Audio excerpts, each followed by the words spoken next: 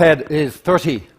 The World Wide Web is celebrating this month its 25th anniversary. So I've got a question for you. Let's talk about the journey, mainly about the future. Let's talk about the state. Let's talk about what sort of a web we want. So 25 years ago then, I was working at CERN. I got permission in the end, after about a year, to basically do it as a side project. Wrote the code. I was at first, I suppose, the first user. There was a lot of concern that people didn't want to pick it up because it would be too complicated. A lot of persuasion, a lot of wonderful collaboration with other people, and bit by bit, it worked. It took off. It was pretty cool. And in fact, a few years later, in 2000, 5% of the world population were using the World Wide Web. 2007, 7 years later, 17%. So 2008, we formed the World Wide Web Foundation, partly to look at that and worry about that figure. And now here we are, 2014, and 40% of the world are using the World Wide Web. Obviously, it's and counting. Obviously, it's increasing.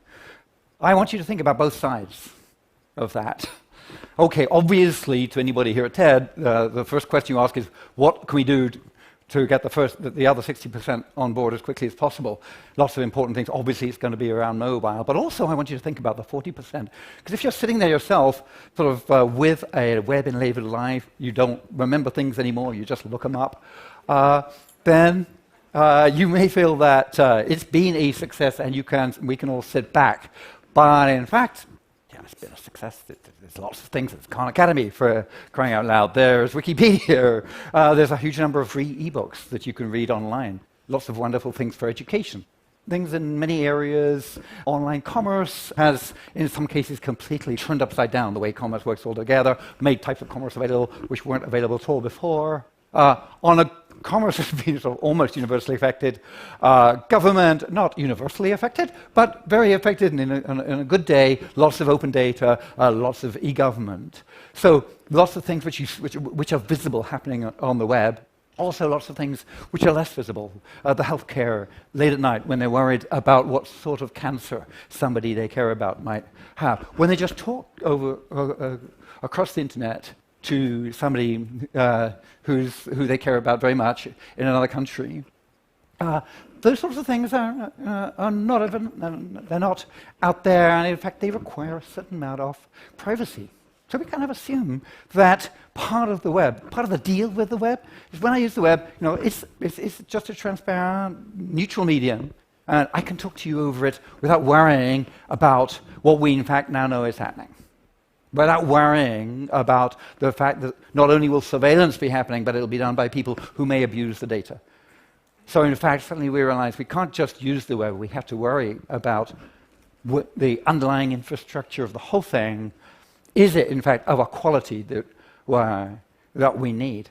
We revel in the fact that it's got a wonderful, we have this wonderful free speech that we can talk to, we can tweet, and lots and lots of people can see our tweets, except when they can't.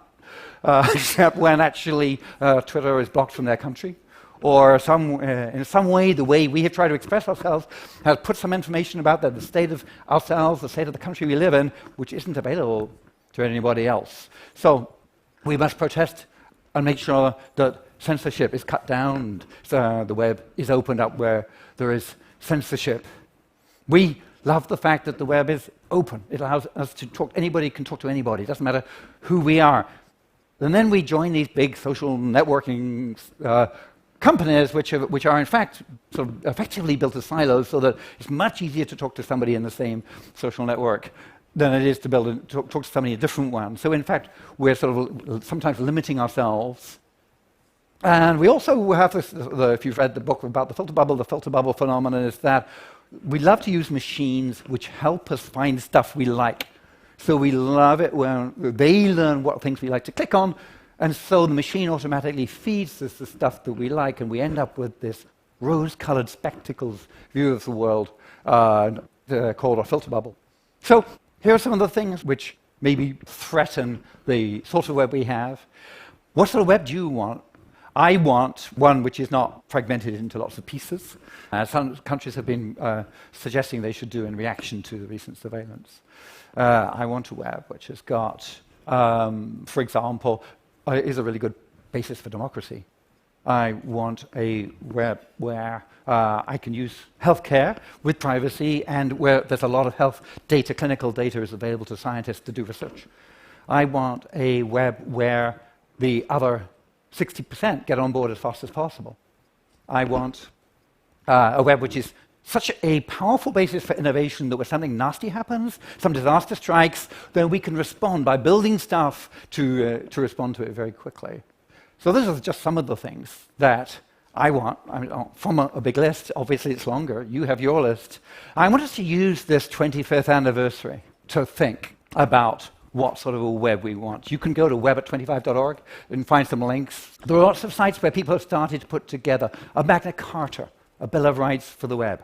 How about we do that? How about we decide these are, in a way, becoming fundamental rights, the right to communicate with whom I want. What will be on your list for that Magna Carta? Let's crowdsource a Magna Carta for the web. Let's do that this year. Let's use the energy from the 25th anniversary to crowdsource a Magna Carta for the web. Thank you. And do me a favor. Will you fight for it for me? Okay, thanks.